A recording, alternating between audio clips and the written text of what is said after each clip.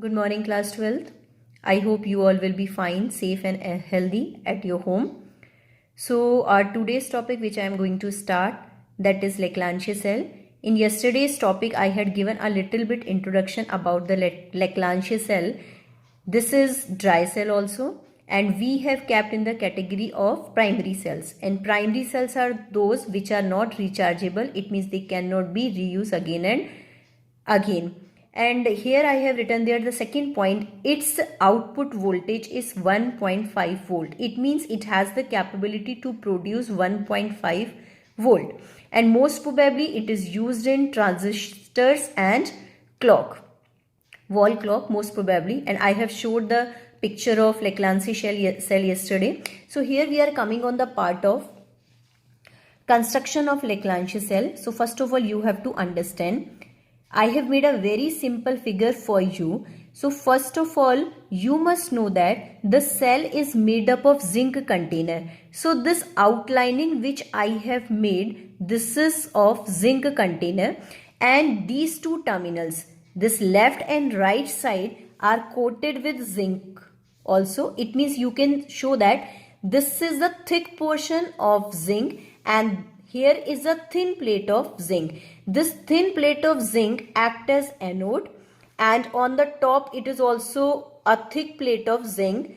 Okay. Now after that we have put there a rod of graphite which acts as cathode. You can understand this portion, thin plate of zinc on the bottom, will act as anode, and the graphite rod top, it acts as cathode. And this graphite rod is surrounded by a powdered, we call it, this is MnO2 and C, manganese dioxide and carbon. And these two terminals, cathode terminal and anode terminals, are to be filled by a paste of ammonium chloride and zinc chloride. That's why I have written there, space between two electrodes are filled by moist ammonium chloride and zinc chloride. Okay, so when these two terminals are to be connected with electric bulb, then the bulb will start to glow. Then now we have to understand how does it work. This was only the construction of this cell, and now you must know, which I have explained, every cell reaction is a redox reaction.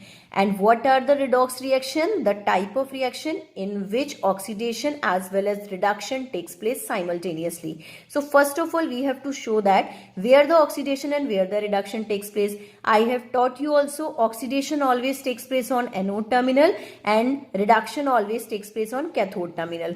So you have to see here, I have written anode. On anode terminal, oxidation takes place, and what is present on anode terminal? Zinc is present. So how the zinc will oxidize?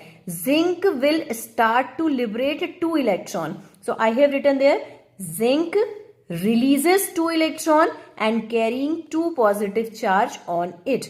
Here the oxidation state of zinc will be 0, and now it is carrying 2 positive charge, so it means that will be oxidized.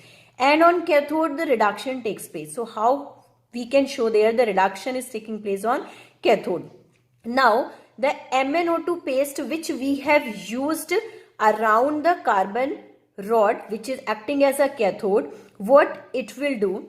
Here MnO2, it takes ammonium ion from ammonium chloride. Here I am telling to you the way how you can learn, otherwise it is not easy to learn or cram the chemical equations. Okay, so MnO2 that takes ammonium ion from ammonium chloride. So here I have written MnO2 takes ammonium ion from ammonium chloride. Now it converts into, means here its oxidation state will be 4 and that is going to be reduced. So it will reduce to +3, and the condition is to be written, it converts into Mn, OH and O. So this oxygen you have to see, this oxygen will have -2, and this OH ion, everybody knows that this will carry -1 charge. So overall against it Mn will have +3 charge on it, but here Mn is having +4 charge, so that is going to be reduced. So how you can show there the number of electron to balance this equation?